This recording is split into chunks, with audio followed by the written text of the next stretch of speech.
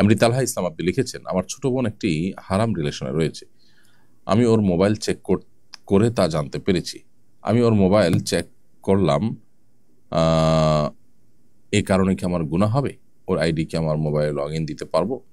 দেখুন, নিজের অধীনস্থ কেউ, সেটা ছোট ভাই বোন হতে পারে, ছেলে মেয়ে হতে পারে, এদের ব্যাপারে নজরদারি করা, তাদের ব্যাপারে বিশেষভাবে তাদের প্রাইভেসিগুলোতেও আপনার তদারকির দৃষ্টিতে তাদের ভালোর জন্য নজরদারি করা, এটা নাজায়েজ কিংবা হারাম কাজ নয়। ব্যাপারটি রাষ্ট্রের গোয়েন্দাগিরির মতো।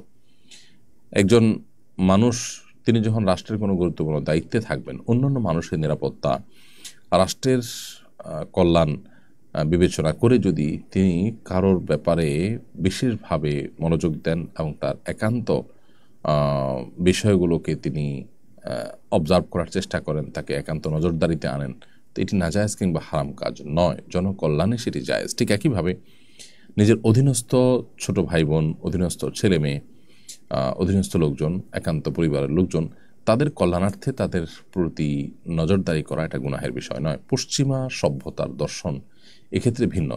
তারা অবশ্য মনে করে যে না, একটা নির্দিষ্ট বয়সে যাওয়ার পর ছেলে, এমনকি নির্দিষ্ট বয়সে যাওয়ার কথা তারা বলে না, 7-8-9 বছর বয়স থেকেই ছেলে মেয়েদের ব্যাপারে বাপ মা বা ভাই বোন, বড় ভাই বোন, তারা কেউ যদি কোনো প্রকার তদারকি করেন, কোনো প্রকার তাদের ব্যাপারে নজরদারি করেন, সেটাকে মনে করেন তারা ব্যক্তিগত যে অধিকার বা প্রাইভেসি, সেটা লঙ্ঘন হয়েছে। তাদের এই থিওরি, তাদের যে সমাজ, তাদের যে পরিবার ব্যবস্থা, তাদের যে অন্যান্য দিকগুলো আছে, সেদিক থেকে তাদেরকে মোটেও সুখী কিংবা সমৃদ্ধ করতে পারেনি। বরং এই জায়গাটাতে এসে তারা অতি উদার হয়ে, অতি মানবিক হতে গিয়ে, অতি ব্যক্তি স্বাধীনতা এটি ফলাতে গিয়ে তারা কিন্তু নানা দিক থেকে সাফার করছে। এর মধ্যে একটা হলো যে অল্প বয়সেই কিন্তু সন্তানদের মধ্যে ডিপ্রেশন চলে আসছে। যা খুশি তা করার যে প্রবণতা, যে বয়সে তার ভালো মন্দ বোঝার কথা না, সে বয়সে সে যা খুশি তা করা শুরু যখন করে দেয়, দিন শেষে তার জন্য আসলে কল্যাণকর কোনো কিছু বয়ে আসে না। এই জায়গাতে ইসলামী দর্শনটা হলো যে অভিভাবক হিসাবে আপনি আপনার ছেলে মেয়ে, আপনার ভাই বোন, তাদের যদি অন্যায় পথে যাচ্ছে বলে মনে হয়, তাহলে আপনি তদারকি করতে পারবেন। তবে সেটি শুধুই তাদের অন্যায় পথ থেকে বিরত রাখবার প্রয়োজনে, সেই স্বার্থে। এছাড়া চাইলেই আপনি তার সমস্ত প্রাইভেসি লঙ্ঘন করবেন, সেটার কথা কিন্তু ইসলাম বলে না। তার সতর আছে, তার ব্যক্তিগত অন্যান্য বিষয় আছে, এগুলো আপনি চাইলেই লঙ্ঘন করার অধিকার ইসলাম আপনাকে দেয়নি। তো এই যে তার আইডি প্রতি নজরদারি করা, তার গতিবিধির প্রতি খেয়াল করা, কার সাথে যাচ্ছে, কি বই পড়ছে, এগুলো অবশ্যই আপনার শুধু আপনার জন্য জায়েজ নয়, বরং এটা আপনার দায়িত্বের মধ্যে পড়ে, তার কল্যাণ বিবেচনা করে। একটা ছোট শিশু, সে নিজের ভালো মন্দ বোঝে না, সে যদি আগুন ধরতে চায়, তাহলে আমরা তাকে কিন্তু আগুন ধরতে দেবো না। সে যদি মোমবাতিতে জ্বলা আগুন ধরতে চায়, ছুরি ধরতে চায়, আমরা তাকে কিন্তু বাধা দিব। কেন? কারণ সে নিজের ভালো মন্দ বোঝে না।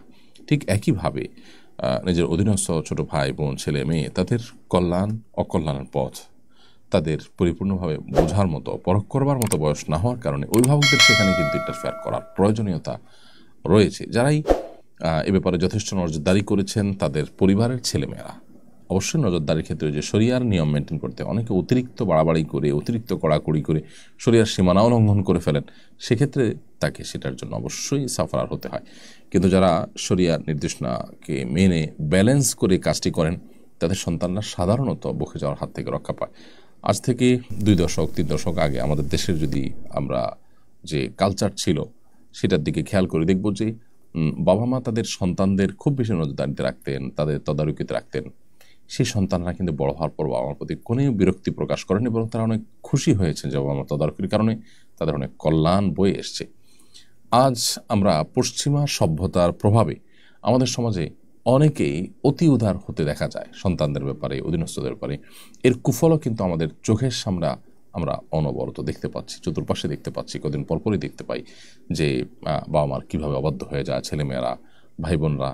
এবং পশ্চিমা দুনিয়াতে যে বৃদ্ধাশ্রমের কালচার ডেভেলপ হয়েছে এবং বৃদ্ধরা একাকী নিঃসঙ্গ জীবন তারা কাটিয়ে ফেলছে, এসবগুলো তাদের ওই যে অতি স্বাধীনতার যে ব্যাপার তাদের মধ্যে রয়েছে, তার কুফল তারা কিন্তু ভোগ করছে। এই জায়গায় আমাদেরকে অবশ্যই শরিয়ার যে নিয়ম নীতি আছে, সেগুলোকে মেনে ব্যালেন্স করতে হবে।